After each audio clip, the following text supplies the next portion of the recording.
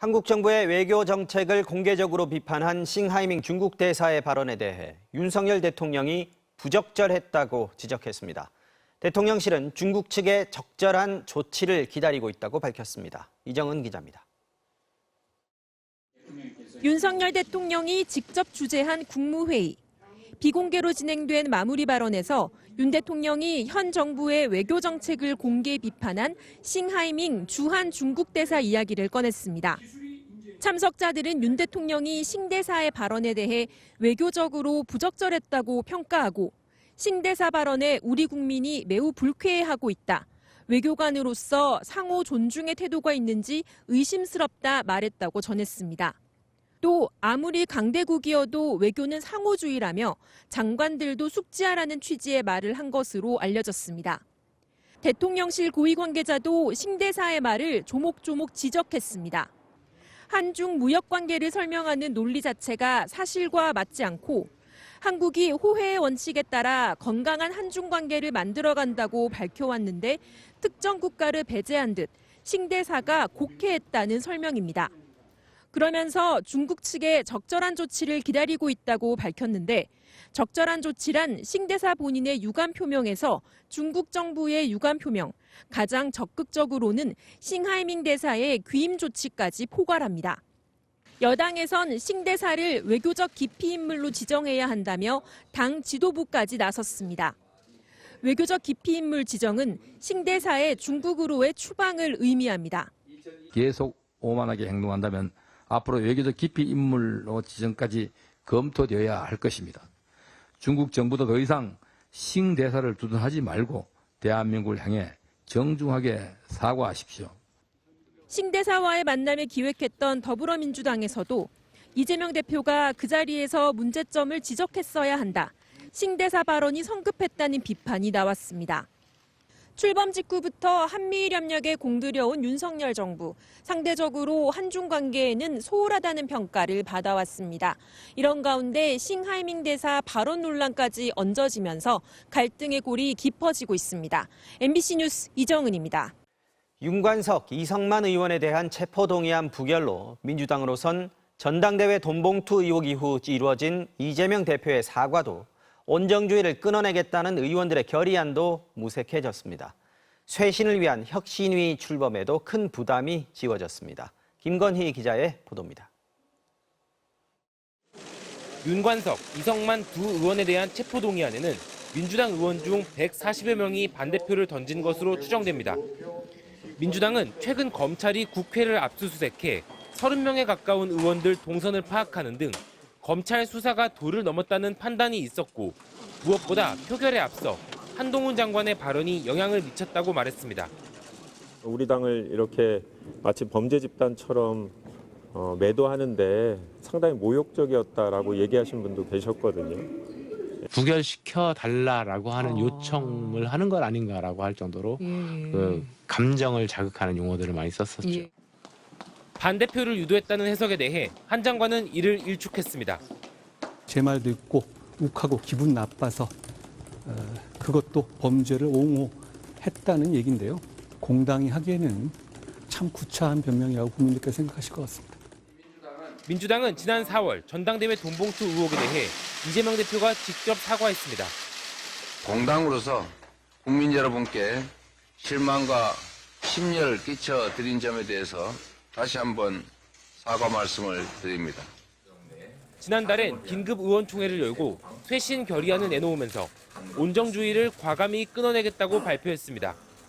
하지만 어제 추가로 두 의원의 체포동의안이 부결되면서 윤석열 정권에서 국회로 넘어온 현역 의원의 체포동의안 5건 가운데 국민의힘을 탈당한 하영재 의원을 제외하고 민주당 관련 의원 4명의 체포동의안은 모두 부결됐습니다. 국회의원의 불체포 특권 폐지는 지난 대선에서 이재명 대표의 공약이기도 했습니다. 무엇보다 누구라도 감옥에 보내면 이 대표의 방탄조끼도 작동할 수 없기에 단일 대우로 릴레이 방탄을 형성했다고 고백하십시오. 이런 가운데 민주당은 쇄신을 위한 혁신위원회의 인적 구성을 논의하고 있습니다. 하지만 임명 9시간 반 만에 문제적 발언들이 불거지며 사퇴한 이래경 혁신위원장 낙마에 더해 이번 체포동의안 부결은 이재명 대표 체제와 향후 혁신의 과제에 부담을 더하게 됐습니다. MBC 뉴스 김건희입니다. 서울대학교가 징계위원회를 열고 조국 전 법무부 장관을 교수직에서 파면하기로 의결했습니다. 뇌물수수와 자녀 입시 비리 혐의 등으로 재판에 넘겨진 지 3년 5개월여 만입니다. 조 전 장관 측은 결과에 불복해 교원 소청 심사는 물론 행정소송까지 불사하겠다는 입장입니다. 차현진 기자의 보도입니다. 지난 2019년 12월 뇌물수수와 자녀 입시 비리 혐의 등으로 재판에 넘겨진 조국 전 법무부 장관. 서울대는 당시 한 달 만에 조 전 장관을 직위해제했습니다. 강단에 서지 못하게 한 겁니다. 다시 3년 5개월 만인 오늘 서울대는 징계위원회를 열어 법학전문대학원 교수직에서 파면하기로 의결했습니다. 파면은 교원 징계 조치 중 가장 높은 수위입니다. 서울대가 밝히지는 않고 있지만 징계 사유는 3가지로 알려졌습니다. 딸 조민 씨의 대학원 장학금 명목으로 뇌물을 수수하고 사모펀드 관련 증거를 위조하도록 시키고 컴퓨터 하드디스크를 숨기라고 지시한 혐의 등입니다. 재판에 넘겨진 조 전 장관의 공소사실과 연계된 걸로 보입니다. 하지만 지난 2월 1심에서 조 전 장관은 사모펀드와 하드디스크 관련 증거인멸 혐의는 무죄를 받았지만 장학금 수수는 청탁금지법 위반이 유죄로 인정돼 항소한 상태입니다. 그간 서울대는 공소사실만으로는 징계 사유를 입증하는 데 한계가 있다며 징계위 개최를 미뤄왔습니다. 작년 4월 교육부가 징계위를 왜 신속히 열지 않냐며 오세정 당시 총장에 대한 징계를 요구하자 오 전 총장은 석 달 만에 조 전 장관에 대한 징계위 소집을 요청했습니다.